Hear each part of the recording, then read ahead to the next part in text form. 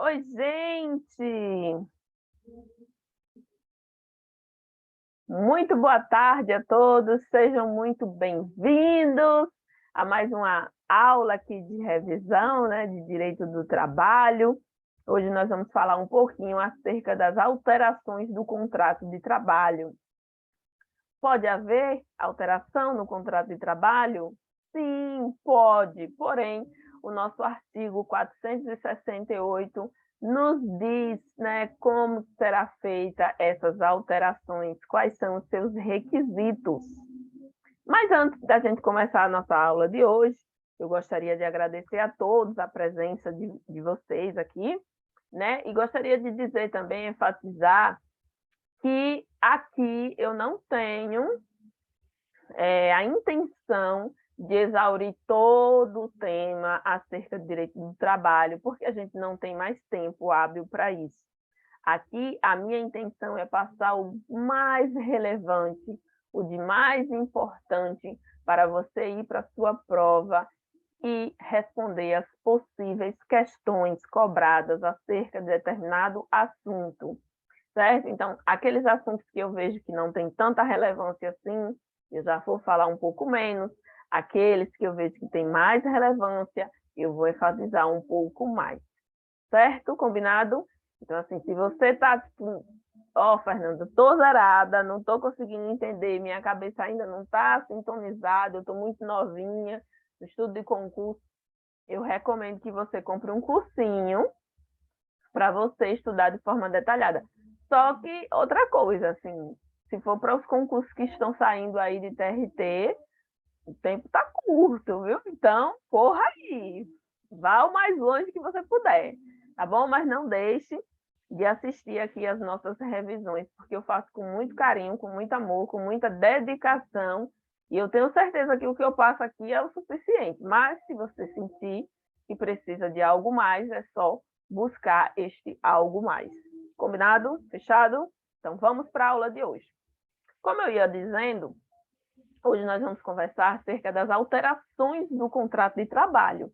A gente sabe que existe um princípio do direito do trabalho, que é o princípio da inalterabilidade contratual lesiva. Significa dizer que o contrato de trabalho ele não pode ser alterado para prejudicar o empregado. Lógico, minha gente, lógico, né?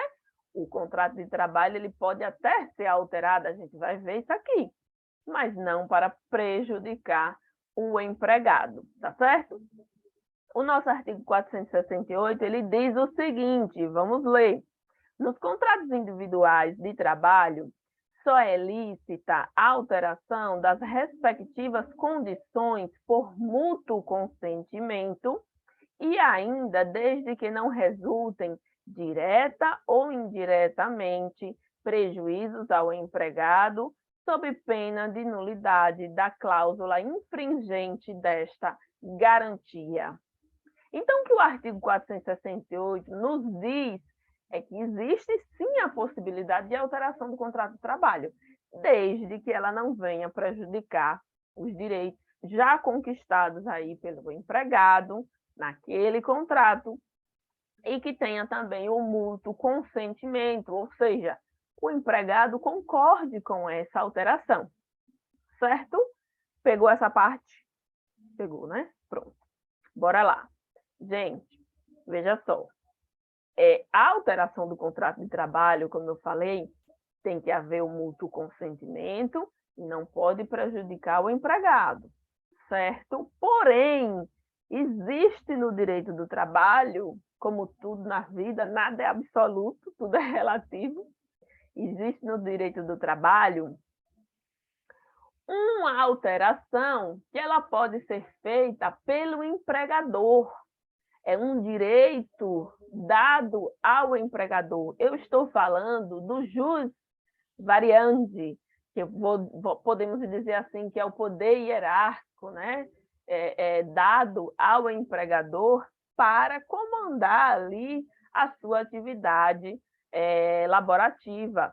Então, o empregador ele tem direito a fazer alterações no contrato de trabalho de forma unilateral, com base no jus variandi. Porém, essas alterações, obviamente, que elas têm que estar ali pautadas com a legislação. Então, eu vou falar para vocês algumas das possibilidades de alteração do contrato de trabalho com base no jus variandi. Por exemplo, o trabalhador, ele trabalha numa atividade insalubre. E aí o empregador, ele quer tirar esse trabalhador dessa atividade insalubre para ele passar a exercer uma atividade salubre. Isso é permitido? Óbvio, com base no jus variandi, o empregador ele pode fazer essa alteração. Uma outra coisa, o empregado ele trabalha à noite, no horário noturno. A gente sabe que o trabalho à noite ele é prejudicial ao empregado. Por que prejudicial?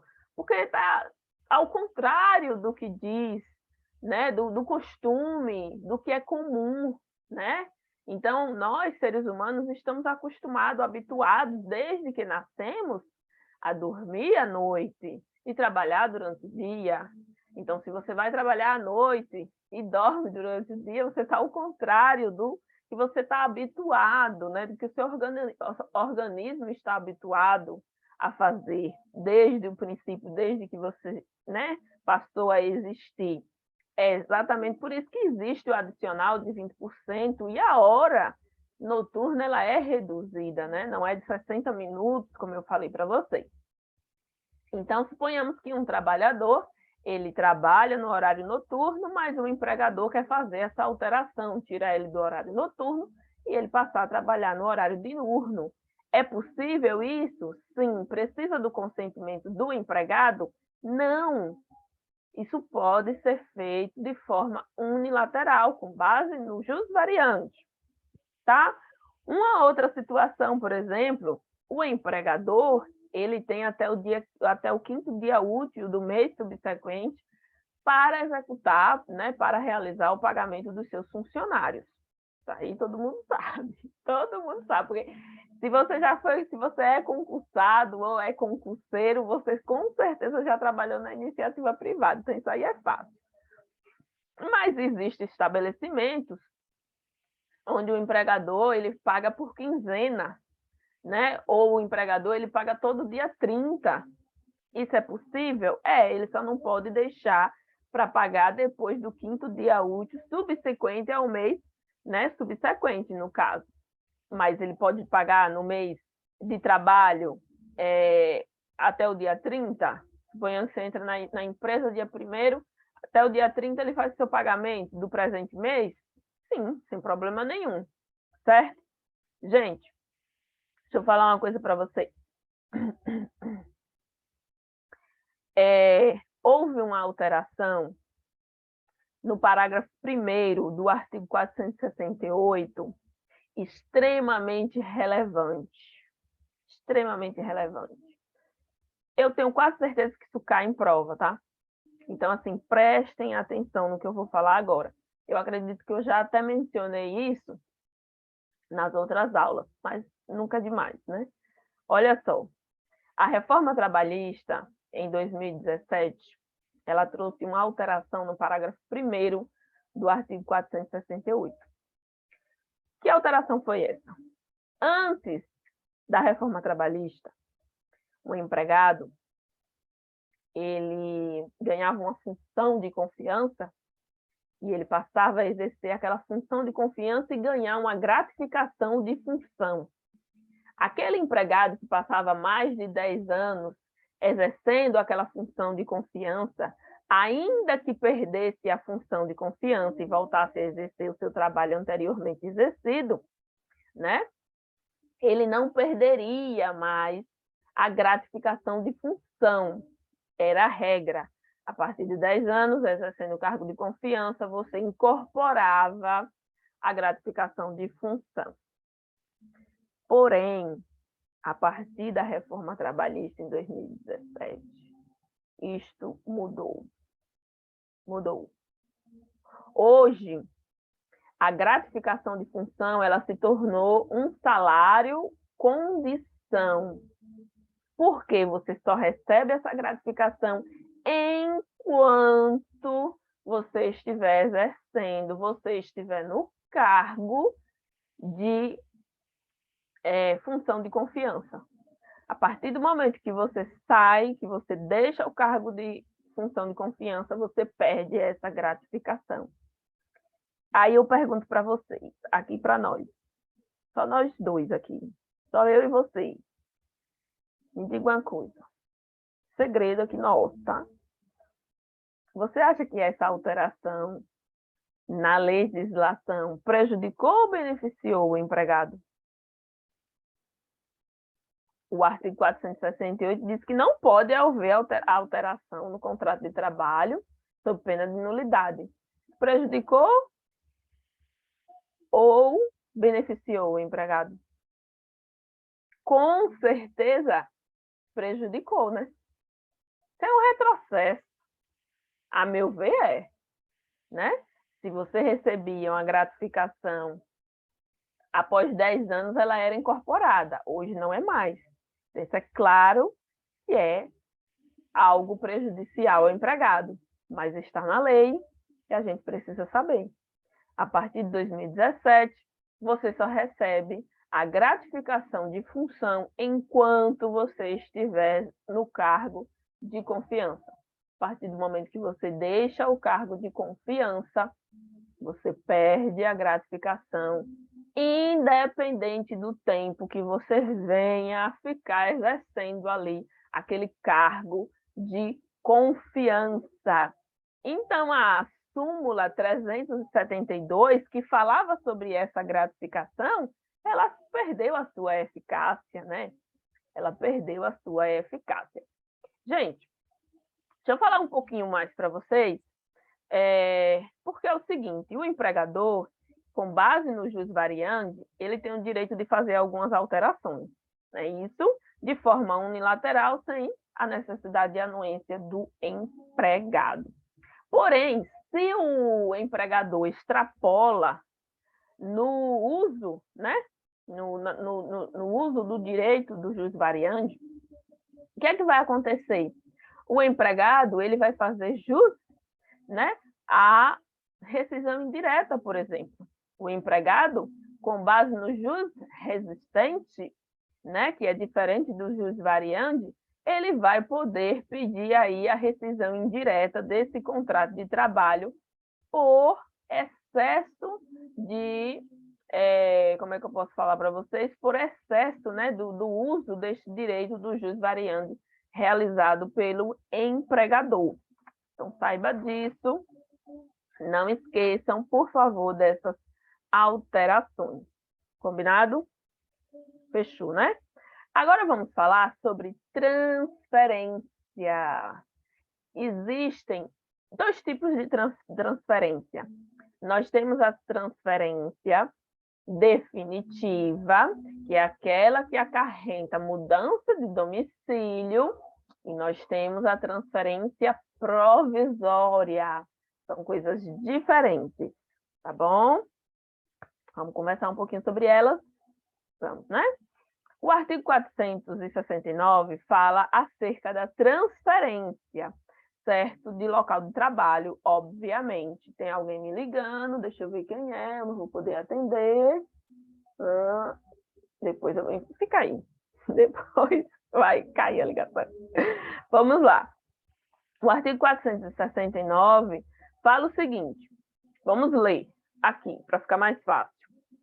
Ao empregador é vedado transferir o empregado sem a anuência para a localidade diversa da que resulta do contrato, não se considerando transferência a que não acarreta necessariamente a mudança do seu domicílio. Então, essa é a transferência definitiva. Para o empregador fazer a transferência do seu empregado para outra localidade, que acarrete aí a mudança de domicílio, precisa necessariamente da concordância do seu empregado, certo? É um ato bilateral. A transferência é um ato bilateral. Não basta Desculpa, não basta a vontade do empregador. O empregado também tem que concordar com essa mudança, certo? E não se considera mudança, né? Não se considera transferência a simples mudança de localidade. Por exemplo, eu tenho uma prima que recentemente ela veio furiosa falar comigo que o empregador dela havia transferido ela de posto de trabalho. Ela presta serviço para uma terceirizada. E essa terceirizada trabalha na manutenção, conservação, né, de limpeza de hospitais, de fora, essas coisas assim. E aí, ela estava prestando serviço em um bairro bem próximo à casa dela. Para ela era maravilhoso, porque a gasolina está super cara, né? Aqui no meu estado tá, quer dizer, não aqui na minha cidade, né? Porque varia bastante. Tá, salvo engano, R$ 6,69, acho que é isso. Já chegou a R$ 7,30. Acho que hoje está R$ 6,69. E aí, para ela, era muito custoso, né? Sair da casa dela para ir para o local de trabalho, onde ela prestava serviço. Mas era próximo, relativamente próximo, né? Não, ela acho que o que gastava uns R$ 200 com gasolina, era relativamente próximo. Agora, recentemente, ela foi mandada lá para o Confundó do Judas, assim, tipo, bem distante da casa dela. Bem distante. Para você ter uma ideia, se ela fosse de ônibus para esse novo local que ela vai prestar serviço, ela teria que pegar 3 ônibus para chegar lá. Né? Iria pagar a mesma passagem, porque aqui existe aquela, né, integração, acho que é assim que se fala, você paga uma passagem só. E se você for pulando de terminal em terminal, você não paga nenhuma outra, né? Mas aí ela teria que pegar 3 ônibus, sair de casa muito cedo para ir prestar serviço nesse outro local. Mas eu pergunto, essa mudança de um bairro para o outro implicou necessariamente a mudança de domicílio dela? Não, ela continua no mesmo município, ela só iria ter que acordar um pouco mais cedo ou gastar um pouco mais de gasolina para chegar até o local de trabalho, né? O seu novo local de trabalho. Então, é isso que o artigo 468 diz, que a transferência com mudança de domicílio tem que ter a concordância do empregado. Não se considera transferência aquela que não acarreta a mudança de domicílio, certo? Então, nesse caso dela, não foi uma transferência, porque não acarretou a mudança necessariamente do domicílio dela, né? Ela continua morando no mesmo local, só vai precisar agora demandar um pouco mais de tempo para chegar no seu destino, certo? Ok? Fechou, né? Entenderam, né? Beleza. Vamos continuar aqui. Gente, deixa eu te explicar. Eu acabei de falar que a transferência definitiva precisa da anuência do empregado, não foi isso? Precisa da concordância do empregado, exceto se for aquela que não implica em mudança de domicílio. Nesse caso, pode ser feita de forma unilateral, como foi feita pelo empregador da minha prima. Certo? O que é que acontece? O parágrafo 1º do artigo 468 diz o seguinte: não estão compreendidos na proibição deste artigo os empregados que exerçam cargo de confiança e aqueles cujos contratos tenham como condição implícita ou explícita a transferência quando esta decorra de real necessidade do serviço. O que é que o parágrafo 1º está dizendo para a gente?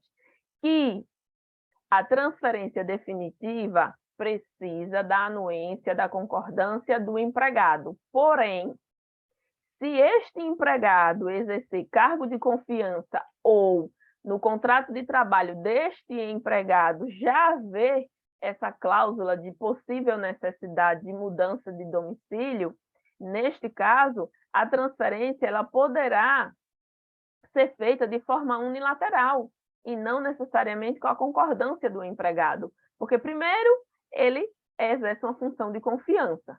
Segundo, o empregado, existe a previsão no contrato de trabalho daquele empregado, então ele já está ciente que ele pode sim vir trabalhar em uma outra localidade.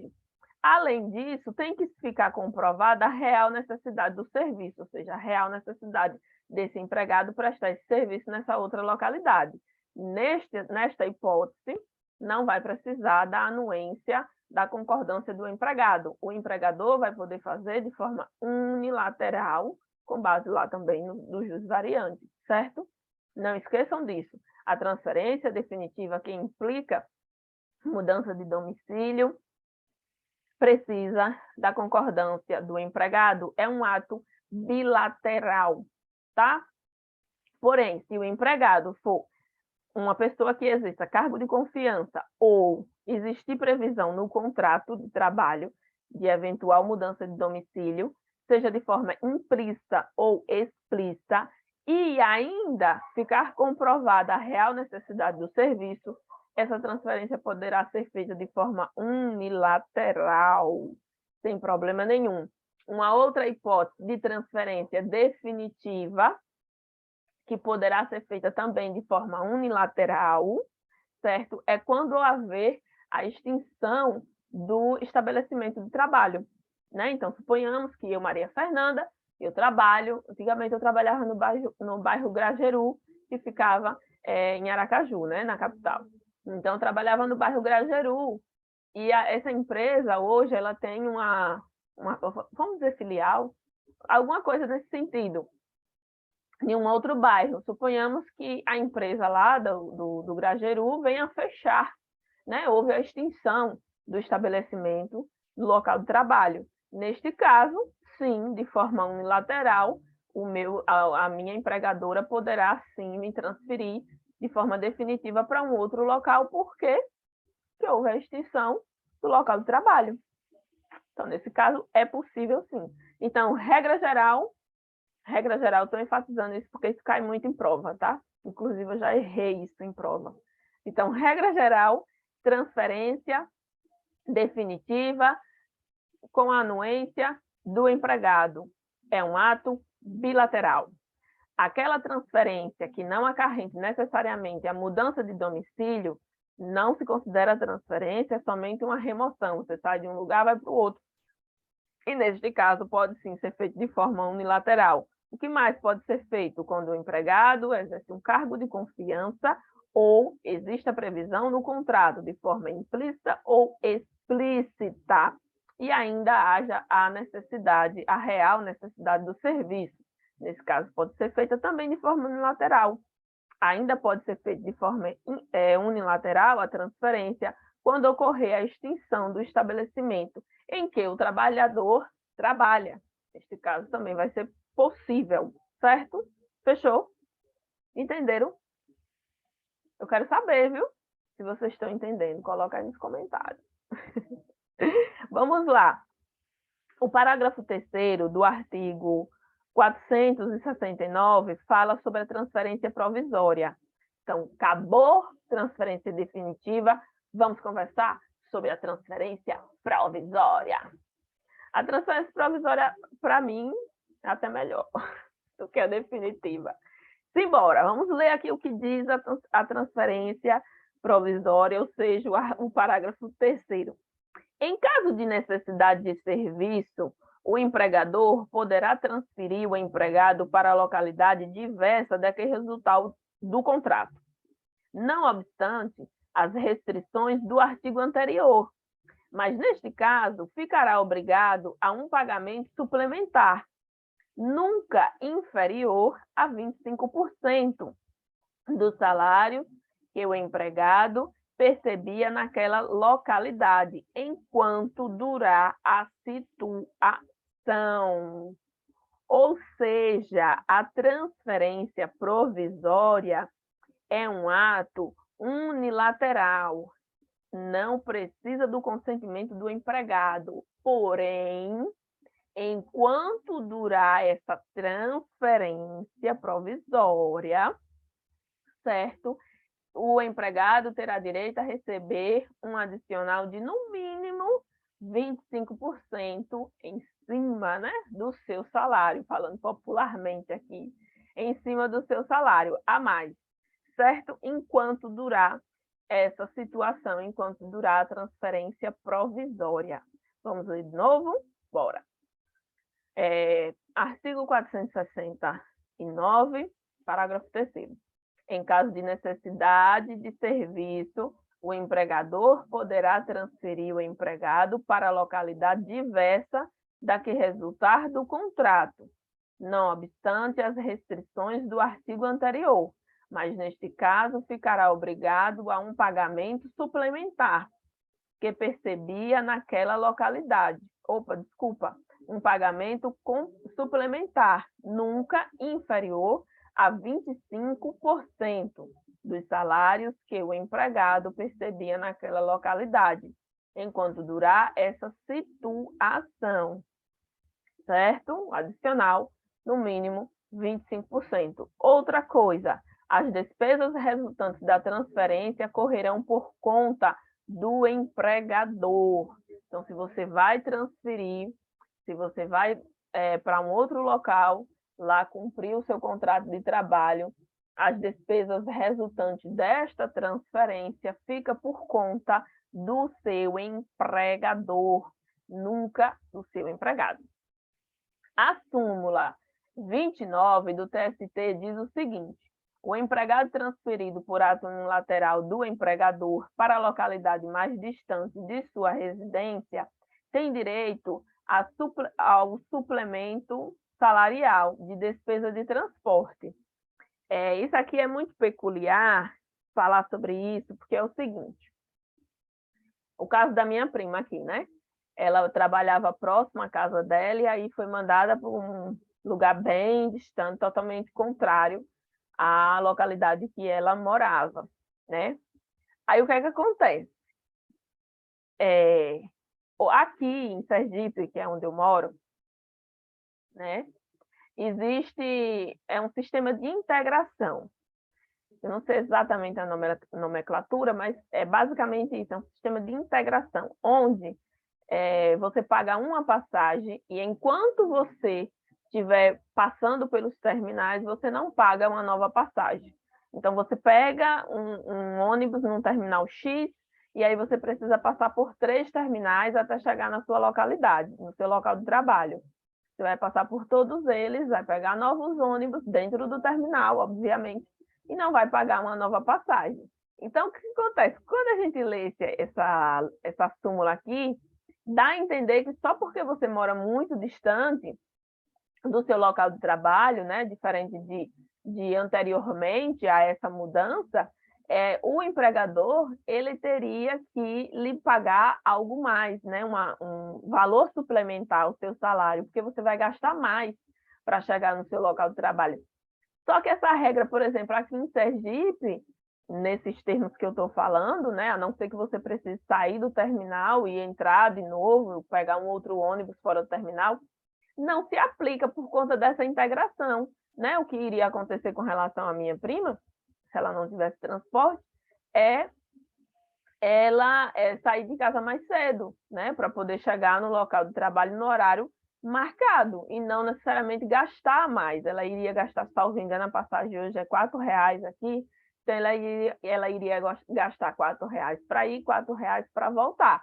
Porém, ia ter que chegar mais cedo, ia ter que sair mais cedo para chegar no local de trabalho no horário devido, porque uma distância ficou, né, uma distância gigantesca em relação à a casa dela, né, a residência dela, entende? Tanto é que, salvo engano, ela resolveu mudar, né, enfim. E aí é isso. Então, assim, se você mora em uma localidade, você é transferido, né, para trabalhar em uma outra localidade, né, você é removido para trabalhar nessa outra localidade, se implicar custo financeiro com transporte a mais, você vai ter direito a esse valor suplementar. Do contrário, se for questão de tempo, só que você vai gastar mais para chegar no seu local de trabalho, não necessariamente você vai receber um adicional suplementar. Então, preste atenção nisso, porque isso pode ser pegadinha no concurso, tá? Na prova de concurso. Então, é isso, galera. Acho que só isso que eu queria conversar com vocês agora. Na próxima aula, eu vou falar sobre interrupção e suspensão do contrato de trabalho. Isso aqui nem cai, né? Isso aqui nem cai. Outro dia, eu fui desculpa, fui responder umas questões sobre contrato de trabalho determinado. Eu vou até trazer uns exercícios para vocês. E sabe que estava lá entranhada assim, eu coloco sempre específico, né? Eu estudo um assunto, de forma específica vou lá responder questões. O que mais aparecia era questões sobre interrupção e suspensão de contrato de trabalho, sendo que eu coloquei especificadamente que eu queria contrato de trabalho por tempo determinado. Então, isso aqui nem cai, né? Isso aqui despenca nas provas. Eu acho que o maior índice de cobrança está aqui, interrupção e suspensão de contrato de trabalho, porque muita gente erra, é difícil e é decoreba. Você precisa memorizar as hipóteses de interrupção e as hipóteses de suspensão. Aprendeu isso, não vai errar nunca mais. Então, na próxima aula, eu falo com vocês acerca da suspensão e interrupção do contrato de trabalho. Eu vou deixar uma aula só para falar sobre isso, porque é decoreba mesmo e a gente vai ter que ler a lei. Não tem jeito, gente, não tem jeito. Tem que ler a lei mesmo e imprimir, colocar na porta e ler todos os dias até memorizar as diferenças. Certo? Fechou? Gostaram da aula de hoje? Se gostou, deixa o seu ok, deixa aí o seu comentário, o seu joinha, né? Se inscreve aí no canal também. E até a próxima aula. Tchau, tchau. Um forte abraço.